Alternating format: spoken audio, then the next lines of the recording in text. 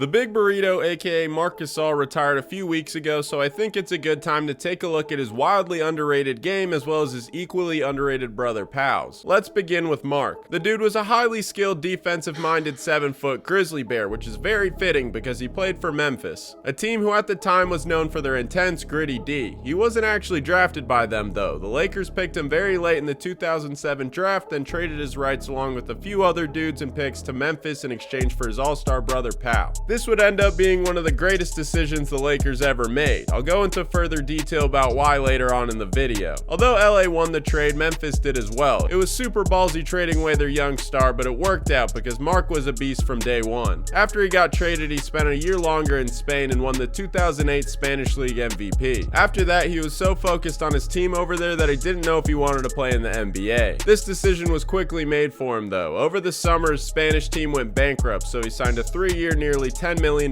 deal with the Grizzlies, and the rest was history. Skill-wise, he was a great playmaker from the 5 spot, averaging over 3 assists a game for his career. Along with that, he was a solid scorer down low who could also stretch out and hit jump shots. One of his favorite moves was a sweeping hook, a move that he and his brother shared a love for. Where Marc was most talented though was on defense. The dude was an oak tree down low. He didn't have the quickest feet, nor was he an amazing shot blocker, but the dude's IQ was off the charts. He was fantastic at positioning himself in spots to push the ball as far away from the hoop as possible. His intelligent style of defense earned him lots of praise throughout his career, but it didn't translate into all defensive team selections for some reason. He made it on just one all defensive second team in 13 seasons. The mind-boggling part about that is he was defensive player of the year he made the second team. And to make it even worse, 3 centers were on the first team: Joakim Noah, Tyson Chandler, and Serge Ibaka. What happened was the media voted for defensive player of the year, meanwhile coaches voted for the all defensive teams. I don't know what dipshit decided to do it that way, but that was stupid. According to the coaches, he was the 4th best center on defense and the 10th best overall defender. He received just 12 total votes. Not a single dude got less than that. Larry Sanders even got more votes than him, but for some reason he was listed as a power forward. Because the coaches voted that way, it brings up the question of whether or not he actually deserved to be the defensive player of the year. In Marc's opinion, he thinks it could have went to any one of the great defenders on the Grizzlies, whether it was him, Mike, Zach, or Tony. But there are a lot of people who think it should have gone to LeBron. Looking at defensive win shares, Marc led arguably the best defensive team in that category. Meanwhile, LeBron also led his team in that stat, but the Heat just weren't on Memphis's level defensively. In addition, Marc led the league in defensive box plus minus, so he had a pretty solid statistical case. It's just with coaches giving LeBron 52 votes and Marc 12, it says something. Let me know what you think in the comments below. With him as the Grizzlies' defensive backbone, they won 56 games and made it all the way to the Western Conference Finals. Sadly, they ended up getting swept by the Spurs, but hey, at least they tried. Because Memphis wasn't very good at offense and they played in a tough Western Conference, that was the farthest Marc ended up going with them. After that sweep, the team went downhill pretty fast. While they were falling apart, Marc realized big slow centers who couldn't shoot were going out of style, so he expanded his game to behind the 3-point line, going from taking no threes to 4 a night, knocking him down at about a 36% clip. His new floor stretching ability with his veteran experience intrigued Toronto. This was perfect because, as I just mentioned, Memphis was falling apart, so at the 2019 trade deadline they made a deal with the Raptors and sent him packing. While it was sad for him to leave the place he spent his whole career, it wasn't that sad because he ended up winning a ring. While his career was very successful, his brother Pau's was even better. Prior to entering the league, Pau was highly touted due to the fact that he was a 7-footer with a jumper and tons of skill. Although he was listed as a forward pre-draft, people are saying he could play anywhere from the 2 to the 5. His size and offensive talent got him drafted 3rd overall by the Hawks, who traded him to Vancouver in exchange for Sharif Abdur-Rahim. As a Grizzly, Pau was this lanky string bean power forward who could give anyone a bucket in the post. His post game was so good because for such a tall dude, he had great footwork and was extremely fluid and agile. Because he was a string bean, he relied on his fluidity and skill to put the ball in the hoop, using a variety of moves such as his hook shot and jumper. His hook was solid from day one and got better as time went on, but his jumper started off pretty shaky. As a matter of fact, he didn't shoot 40% on jump shots until 2007. During that year, he was money, taking 473 jump shots, connecting on 211 of them.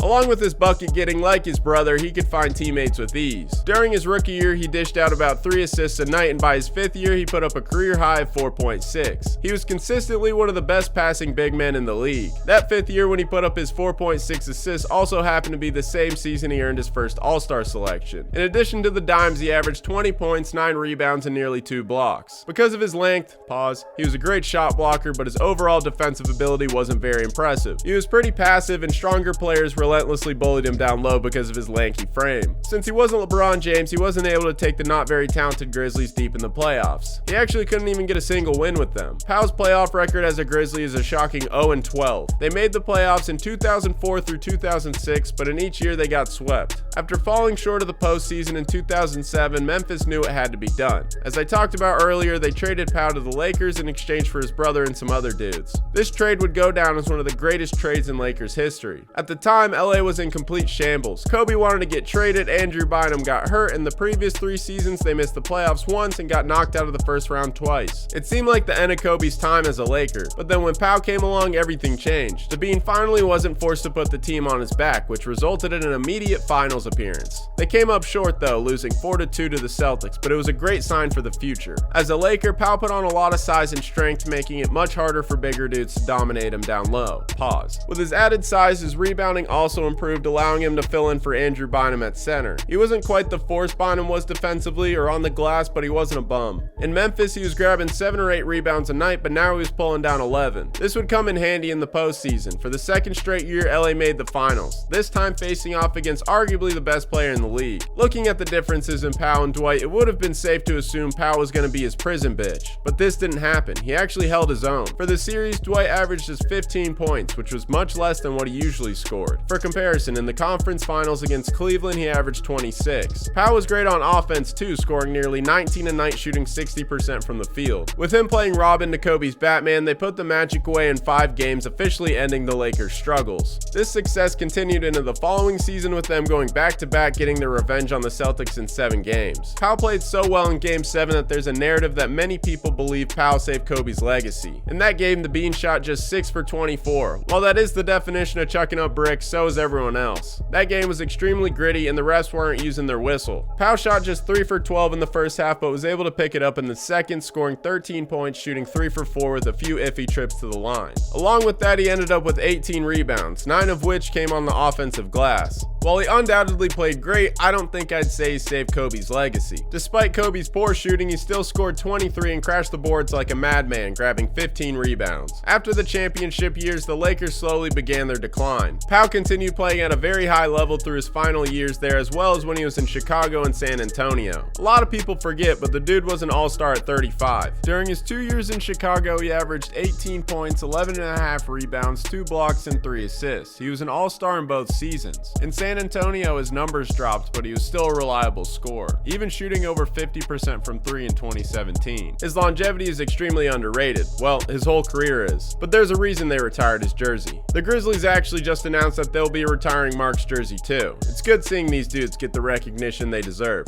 That's all for this one. Thanks for watching. If you liked it, click here to watch our video about Jeff Teague.